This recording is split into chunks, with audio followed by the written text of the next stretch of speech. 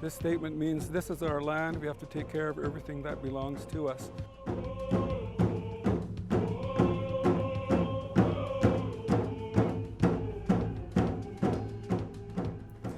To understand cultural heritage impact assessments and cultural heritage overview assessments, Chias or Choas, it's important and necessary to understand the backdrop of legislation and policy as it exists in the federal or provincial systems, and for STALO as well.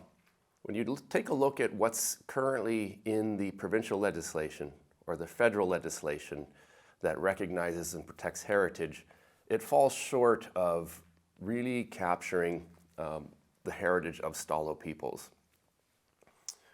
In BC, the primary legislation that establishes protection for heritage is the Heritage Conservation Act. And while that states it serves to recognize and protect places of importance to First Nations peoples, its application and policy is really limited to what we would call archaeological sites, so the material culture of a peoples. STALO policy was developed to compensate for that, to build on that and supplement it with other aspects of STALO heritage that are important, but are considered more intangible. You can't see them as made objects. So where we are here and looking at transformation places, the stone transformation rock at Hatem is a good example. It's not recognized or protected in the Heritage Conservation Act, in the federal or provincial legislation, but it is protected and recognized in the STALO heritage policy, which was developed specifically for that purpose back in the mid-90s to late 90s. And it sets out and defines what STALO heritage is and how to respect it. And in respecting it, it's necessary to understand what's there in a place that's proposed for development. And so rather than just doing an archaeological impact assessment or an archaeological overview assessment, we expand that through STALO policy to be cultural heritage impact or cultural heritage overview assessments as two critical types of studies that constitute, recognize, and look to identify the types of impacts that may occur on the full range of what we consider and know to be STALO cultural heritage. Fundamental to the STALO heritage policy is an important statement.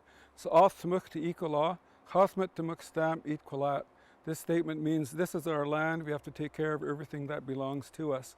That statement originated from Tilly Gutierrez back in 1988 when she shared with us what she remembered as a young girl at a place called Iam, where the STALO chiefs used to meet and get together. Iam means lucky or strong. When the chiefs would meet and talk about the land question, she said that they opened the meeting with this statement as a reminder. This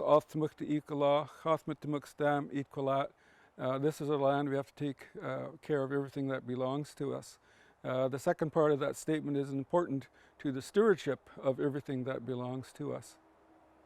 There are many examples of cultural components that are protected by the STALO heritage policy, but there are limits on what can be shared due to respect for cultural protocols.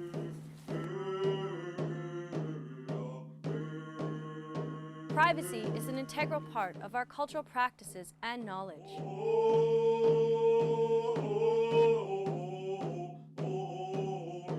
Sohriam are oral histories that describe a distant past when the world was not quite right.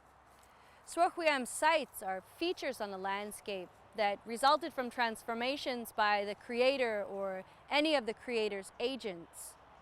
These sites are among the most highly significant site types recognized by the STALO. The need to maintain Sohriam site integrity in regards to all forms of potential impact cannot be overstated.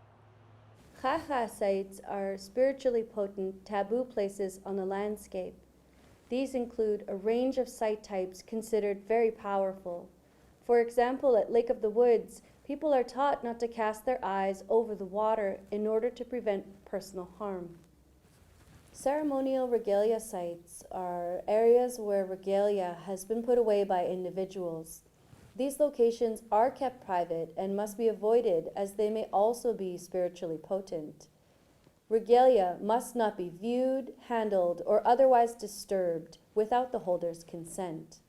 Traditional activities and the areas associated with traditional activities are important to Stalo past, present, and future identity. They must be maintained and, as much as possible, reestablished and enhanced. Material culture sites contain features such as house depressions, cache pits, earthworks, culturally modified trees, house frames and foundations, rock walls, pitfall traps, roasting pits, fire pits, stone quarries, burial mounds and pits, monuments, roads, and trails.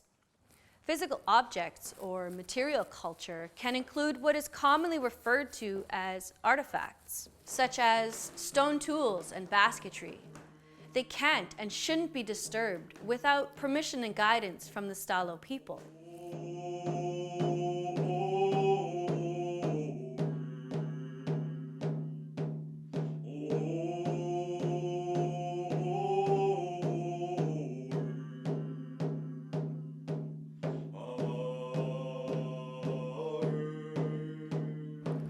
From a Stalo worldview, ancestors are connected to the land, and taking care of our ancestors is taking care of Stalo community today.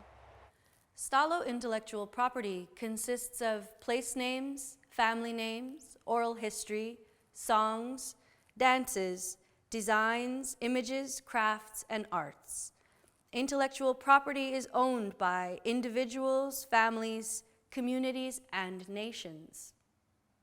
Hjalmet Tamukstam Equalat. We have to look after everything that is ours. Chias and Choas are assessments that have been developed to look after our cultural heritage by identifying potential conflicts with proposed developments. These assessments outline management measures to avoid or minimize impacts to our cultural heritage, as well as identify and address existing data gaps. Choas are desktop-based overviews of proposed development plans, whereas Chias have a fieldwork component where additional cultural heritage values may be identified. How do these assessments affect developers through the process of STSA engagement? Let's have Matt, manager of People of the River Referrals Office, walk us through the referrals process. Here at the People of the River Referrals Office, we have a three-stage process for reviewing new incoming referrals. Stage 1, publication, where we publish out a new referral. Stage 2 is the analysis stage, where we analyze the outline of that project on a map against cultural sites, archaeological sites, etc. And the engagement stage, where we wrap up our reporting. And one of our most common outcomes of that process is the prescription to pursue a Chia or Choa. Since the PRO was formed, it's promoted valuable back and forth engagement between forest licensees and First Nations, especially working for a First Nation licensee and needing to ensure that we're going above and beyond when managing archaeological, cultural, traditional values. Prior to the PRO, licensees would submit a referral and essentially wait out the referral process. Now, there's actually values being promoted, process being promoted. It gives a licensee assurance that they're following a proper process. So the guidelines set out by the PRO during the referral period are base guidelines, and they're extremely helpful for setting out how a development can be laid out in the field and what sort of assessments will be needed in the future. So once the PRO gives its final engagement report, I engage SRMC to do a Choa, Cultural Heritage Overview Assessment, which will let me know the overview of the cultural values in an area proposed for development, and also whether or not I'll need to perform a cultural heritage impact assessment, a field archaeological survey.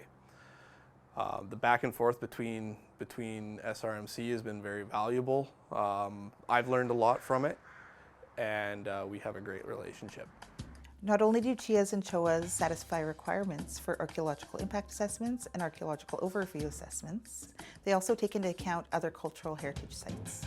These assessments respect the style heritage policy by taking care of everything that we have. Kiosmet Tumukstam Ikulot.